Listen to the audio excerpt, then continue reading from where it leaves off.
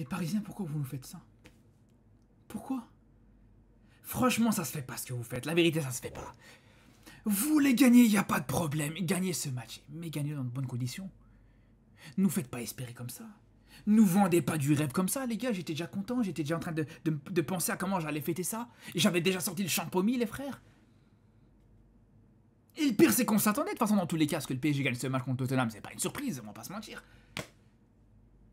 Mais ne faites pas ça, s'il vous plaît. S'il vous plaît, ne faites pas espérer comme ça, les gars. Vous vous rendez compte? C'est comme si t'es là, t'as faim, t'as rien mangé toute la journée. T'as quelqu'un qui te prépare la table.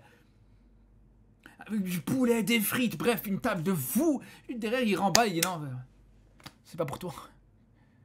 Non, les gars, franchement, c'est dur. La vérité, c'est dur, les frères. On était déjà contents, on se disait, on va pouvoir encore une fois faire une grosse session van sur le PSG, sur Dembélé, tout ça, les gars. Après, on va pas se mentir, les frères. On va pas se mentir, c'est sûr que je vais pas vous mentir, hein, les gars. Mais je l'ai encore là, je l'ai encore à travers la gorge, les gars, parce que clairement, en quelques secondes près, ça aurait été, je vous dis, ça aurait été la fiesta totale, les gars. Alors là, je peux vous dire, l'intro de cette vidéo, encore une fois, elle aurait pu être mémorable. Mais ce qui change rien, les gars. Moi, je vous dis, les frères, vous pouvez dire ce que vous voulez. Ça change absolument rien. Le fait que le PSG a pas su battre cette équipe de Tottenham, les gars. Ça change absolument rien. Que tout simplement, bien sûr que tu as réussi à les battre au tir au but, mais dans le jeu, t'as pas réussi à les battre. T'as pas su être supérieur à eux sur quasiment tout le match. Sur les 60 premières minutes, tu t'es fait manger. Sur la première mi-temps, c'était largement en faveur de Tottenham, parce que c'est ça aussi qu'il faut préciser. C'est ça aussi qu'il faut préciser. Et c'est ça qui fait que, justement, cette victoire du PSG, elle me fait encore plus mal, moi, à titre personnel. C'est que Tottenham méritait de gagner. Après, attention, je dis pas, le PSG méritait aussi l'égalisation. Mais je veux dire, les deux buts de Tottenham, ils n'arrivent pas contre le cours du jeu, clairement, les gars. Les deux buts de Tottenham contre le PSG, ils arrivent de manière assez logique. Il y avait une domination du côté de Tottenham, il y avait des occasions du côté de Tottenham, sur quasiment toute la première mi-temps, début de deuxième mi-temps aussi, pareil. Et plusieurs joueurs du PSG aujourd'hui sont passés totalement à côté. Quand on voit le niveau de étape par étape, Nuno Mendes, Marquinhos, Chevalier, il fait le taf. Sur les tirs au but, il n'y a pas de problème. Il te fait un ou deux arrêts intéressants. Il se rate complètement sur le deuxième but. On va y revenir. Hakimi, pas ouf du tout. Dembélé, catastrophique. Et je vais vous dire une chose, les gars, par rapport à Dembélé, parce que quand je vais vous dire Dembélé catastrophique, il y en a qui pourraient dire non, t'abuses, c'est lui qui. Vous voyez, c'est là où on se rend compte qu'aujourd'hui, le football est mort, les frères. On va pas se mentir. J'ai regardé un petit peu par curiosité les réactions des gens après le match autour de Dembélé. Alors, il n'y a pas de problème, le centre qu'il met sur l'égalisation, il est magnifique. Centre exceptionnel, les frères. Mais de là à nous faire croire que Dembélé fait un bon match, de là à nous faire croire que Dembélé te fait un match magnifique aujourd'hui, les gars, de là à nous faire croire que Dembélé te fait un match de ballon d'or aujourd'hui, mais franchement, mais allez vous faire foutre, sérieusement, et éloignez-vous de ce sport. C'est un match de ballon d'or, ça, pour vous? Encore une fois, les gars, il n'y a pas de problème. L'égalisation, elle est magnifique. Le sens sur l'égalisation, elle est magnifique. Il fait son travail. Ok, pas de problème. Mais ne faites pas croire que c'est ça, c'est un match de ballon d'or. Parce que ça, si c'est ça, c'est un match de ballon d'or, j'arrête tout de suite le football, les gars, et je vais me mettre à la pétanque, je vais me mettre au badminton, et j'arrête le foot, les gars. C'est clair et net, parce que là, vous êtes en train de tuer ce sport. Vous êtes en train de tuer ce sport. À chaque fois, c'est la même chose avec Mbappé. Mbappé qui, souvent, c'est comme ça aussi. Et c'est pour ça que souvent, les fans d'Mbappé m'apprécient pas. Et souvent, je suis souvent en désaccord, justement, avec les fans d'Mbappé. Parce que c'est le genre de scénario qui ressemble beaucoup. Des matchs exécrables, des contrôles ratés, du déchet technique, des pertes de balles qui peuvent même être dangereuses, comme ici, on a pu voir avec Dembélé, perte de balles qui a donné des occasions d'ailleurs à Tottenham. Des occasions ratées aussi, mais parce que en fin de match, voilà, tu vas faire le bon geste pour sauver ton match. Ah, ça y est, le match est magnifique, le match est parfait, c'est le plus grand joueur de tous les temps, tout ça. C'est ça le problème, les gars, c'est ça votre problème. Parce qu'il ne faut pas oublier aussi, ouais, d'accord, ok, le centre qu'il met sur l'égalisation, magnifique, il n'y a pas de problème. Mais il te fait deux ratés comme ça, les gars, quand même. Deux ratés comme ça. Après, il n'y a pas de problème. Qui ne marque pas sur ça, vas-y, c'est pas...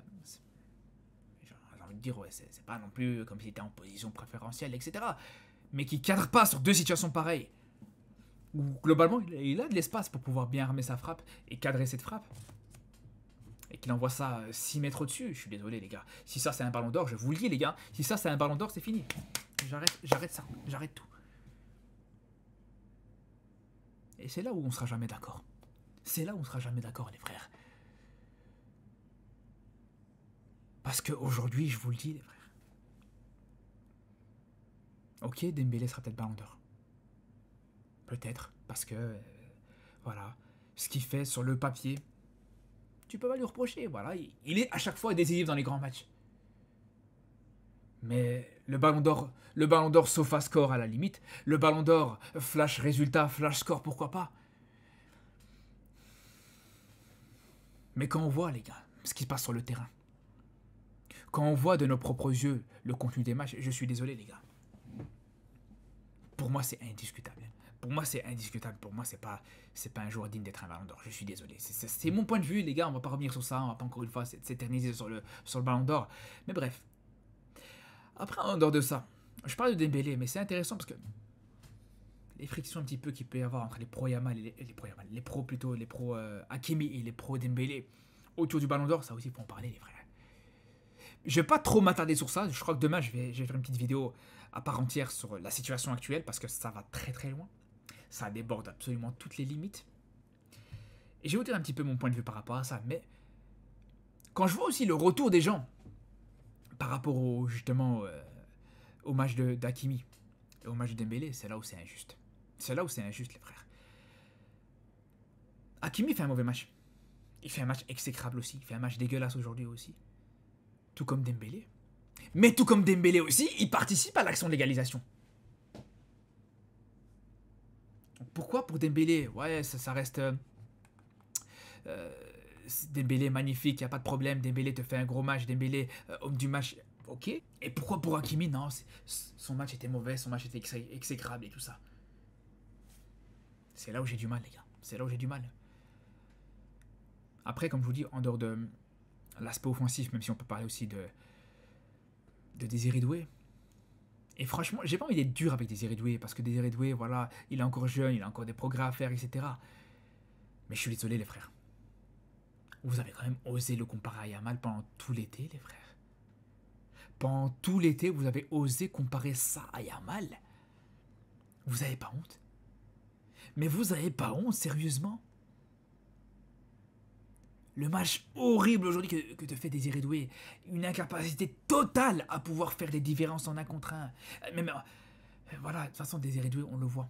Depuis la finale, depuis que les gens commencent à comprendre, les défenseurs commencent à comprendre que Désiré Doué, ils pouvaient être un petit peu dangereux. Et qu'il a une prise à 2, une prise à 3 sur lui, c'est fini. C'est absolument terminé. Et c'est là toute la différence avec Yamal, on l'a vu encore une fois aujourd'hui. Yamal, il peut avoir 3 joueurs, 4 joueurs en face de lui, il peut te faire des différences. Désiré Doué... Dès que le marquage il se rapproche un petit peu, il se serre un petit peu, ça devient plus compliqué. Et justement, on parle de ce match du PSG contre Tottenham. Alors je sais pas, peut-être qu'il y a des supporters parisiens qui sont satisfaits de ce match, mais moi je vous le dis, à partir du moment où tu es le champion d'Europe, que tu n'arrives pas à battre dans le jeu, une équipe de Tottenham qui jouait le maintien en première ligue, entre guillemets, la saison dernière, qui était à 3 places du dernier en première ligue la saison dernière, les frères. Moi, je me pose des questions sur cette équipe parisienne. Je suis obligé, les gars, je suis désolé. Parce que si le PSG a su être impressionnant, a su impressionner justement cette saison, c'est en gagnant cette Ligue des Champions. Et comment ils l'ont gagné cette Ligue des Champions? En battant les grandes équipes anglaises, en battant Arsenal, en battant Liverpool, en battant City. Mais on va dire City, c'était un petit peu un contexte différent. Mais quand juste derrière, contre Chelsea et contre Tottenham, des équipes du championnat anglais largement inférieures, on a vu que c'était plus compliqué pour les Parisiens. Moi, je vous dis, il y a des questions à se poser aujourd'hui. Il y a des questions à se poser aujourd'hui, les frères. Tu perds quand même contre une équipe qui a un seul titre dans toute son histoire. Une équipe de Tottenham qui vient de perdre Son, leur meilleur joueur. Une équipe de Tottenham qui a Richarlison comme meilleur joueur actuellement. Vous vous rendez compte ou pas de quoi on est en train de parler ou... Et commencez pas à me parler de l'excuse de la fatigue. Ouais, mais les joueurs étaient fatigués, les joueurs parisiens étaient fatigués. Parce que premièrement, les gars, l'excuse de la fatigue, ça va 2 minutes. Parce que le PSG est quand même à l'arrêt, est quand même au repos depuis presque 1 mois maintenant. Là où Tottenham a repris la saison. Après, tu vas me dire, ouais, mais c'est le manque de rythme, c'est le manque de ci, c'est le manque de ça, d'accord. Mais si tu me parlais de l'aspect athlétique, l'aspect physique, etc., tu me parles des situations qui arrivent en fin de match. Des situations où voilà, l'équipe arrive à bout de souffle.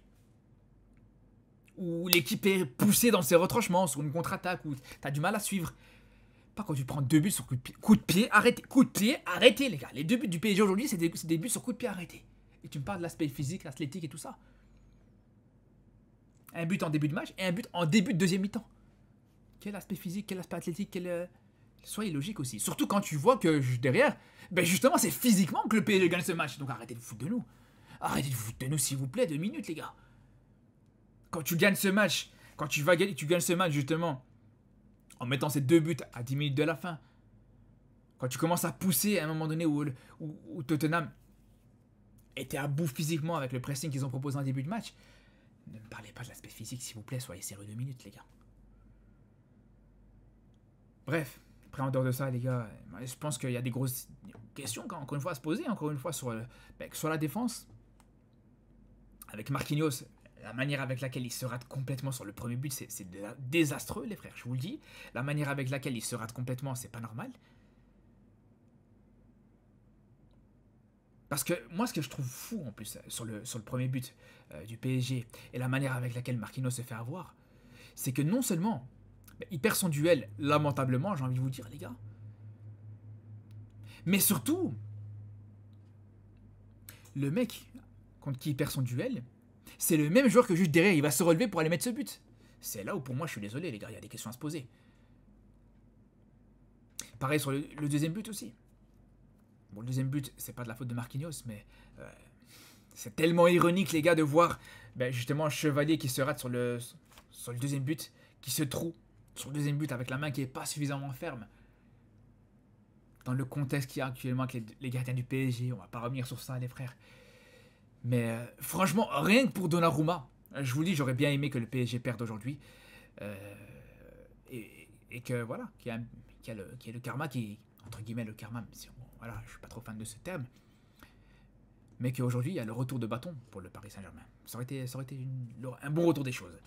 Bref, en tout cas, les frères, félicitations quand même aux supporters parisiens. Voilà, c'est de bonne guerre, ça reste du football. Je tiens quand même aussi à le préciser, à le rappeler.